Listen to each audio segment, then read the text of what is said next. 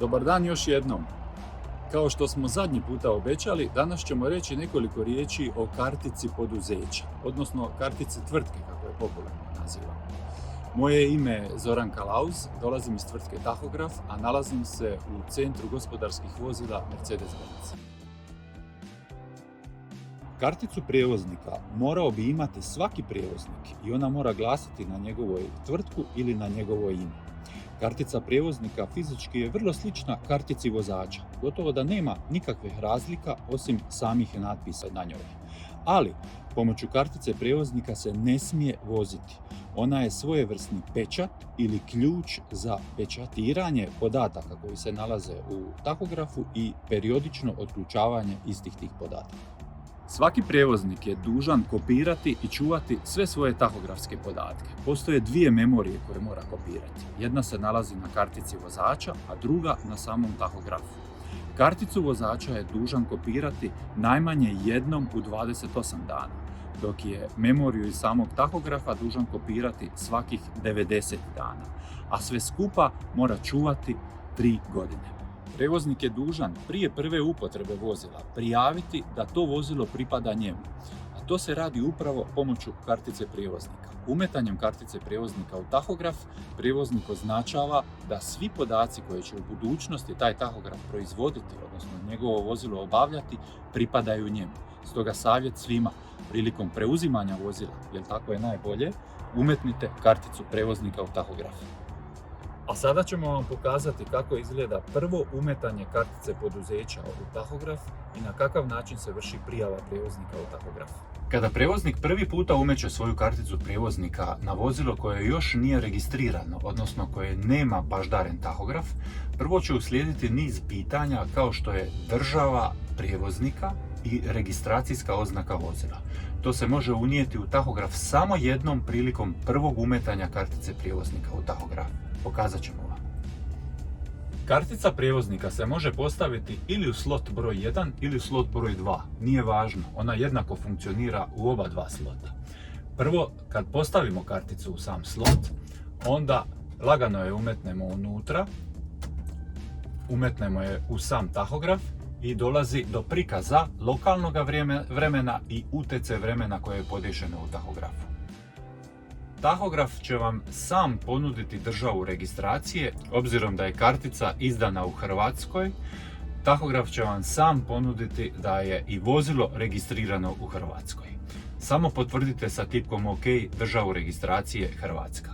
Nakon toga morate unijeti registracijsku oznaku. Ona se unosi neprekidnim pritiskanjem strelica prema gore ili dolje i izborom alfanumeričkog znaka koji vam odgovara.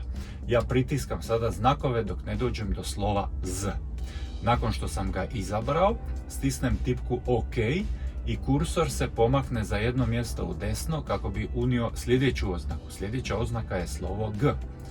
Nakon što sam izabrao opet strelicama slovo G, pritisnem tipku OK i izabirem prvi numerički znak, u ovom slučaju 1. Sljedeći numerički znak je 2. Sljedeći numerički znak je 3. Iza svakog izabranog znaka pritiskam tipku OK. Nakon završetka unosa registracijske oznake postoji još nekoliko praznih mjesta na samome displeju tahografa. Njih ćete preći uzastopnim pritiskanjem tipke OK. Sad vas tahograf pita da potvrdite da ste unijeli ispravnu registracijsku oznaku, opet tipkom OK. I na ovaj način ste izvršili prijavu države i prijavu registracijske oznake vašeg vozila u tahograf i istovremeno ste zaključali tahograf na vašu karticu prijevoznika. Ovakav način rada pojavljuje se samo jednom i to prilikom umetanja kartice prijevoznika u vozilo koje nije bilo na baždarenju tahografa. Samo nakon prvog umetanja kartice poduzeća u tahograf i unosa države registracije i registracijske oznake automatski slijedi ispis tehničkih podataka s tog tahografa i prijevoznik tada može napraviti kontrolu da li je napravio ispravan unos države i registracijske oznake. Međutim, takav tahograf još uvijek nije baždaren. Svi ostali parametri tahografa ostaju prazni i prijevoznik je dužan otići na prvo baždarenje tahografa. Prilikom svakog sljedećega ubacivanja kartice prijevoznika u sam tahograf nećete proći kroz ovaj meni, nego će vam tahograf jednostavno javiti da je ovaj tahograf već zaključan na tu karticu prijevoznika. Primijetite da nakon što smo umetnuli karticu poduzeća u tahograf, da je se promijenio simbol u prvom redu tahografa. Ovaj simbol kvadrata sa malim krovom označava tvrtku. Sada se tahograf nalazi u modu rada tvrtka. Prilikom izbacivanja kartice na VDO tahografu potrebno je dugo držati tipku za otvaranje ladice i ući ćemo u postupak izbacivanja, odnosno odjave kartice.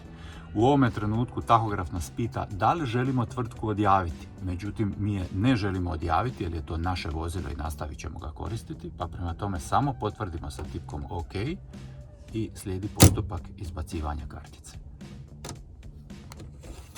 Već smo spomenuli da je svaki prijevoznik u obavezi najmanje jednom u 90 dana kopirati podatke sa svoga tahografa. To se radi na takav način da se prvo u tahograf umetne kartica prijevoznika. Bez kartice prijevoznika podaci se ne mogu kopirati.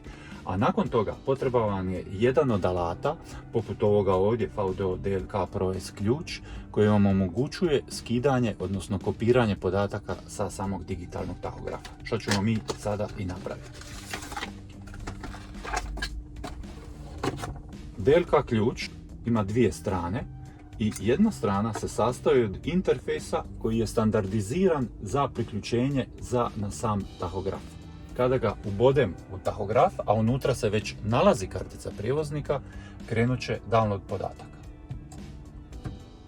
Ako za vrijeme kopiranja podataka sa samoga tahografa se u slotu broj 1 nalazi neka kartica vozača, tada će istovremeno biti kopirani podaci i sa te kartice. Nakon kopiranja podataka sa tahografom, isti ovaj ključ na svojoj drugoj strani ima uobičajeni USB konektor kojeg je potrebno priključiti na računalo i prenijeti podatke u odgovarajući softver. Ako ste kupili potpuno novi automobil poput ovog Mercedesa ovdje nakon 21.8.23. godine, onda je on zasigurno opremljen pametnim tahografom druge generacije. U tom slučaju možda vaš postojeći ključ, DLK ključ, nije u mogućnosti skinuti podatke s takvog pametnog tahografa druge generacije. Ali ako imate baš fizički ovakav tip ključa, on se može softverski nadograditi. Kad vaše vozilo prodajete ili ga želite iznajmiti drugom prevozniku, onda u tome trenutku također umetnite karticu poduzeća u tahograf i vašu tvrtku zaključajte. Pokazat ćemo vam kako se to radi. Dakle, odjava tvrtke ide na takav način da se prvo pokuša izbaciti kartica malo duljim pritiskom na tipku. Slijedi odjava prijevoznika i u ovome trenutku tahograf nas pita da li želimo tvrtku odjaviti. Obzirom da vozilo prodajemo, tada ćemo odjaviti tvrtku i kliknut ćemo sa da.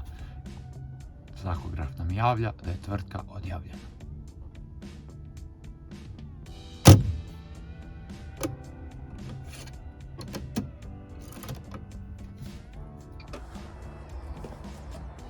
Nadamo se da smo vam barem donekle objasnili kako se upotrebljava kartica poduzeća. Sljedeći puta ćemo vam pokazati kako se umeće i kako se vrši naknadni unos radnih aktivnosti vozača na kartici vozača.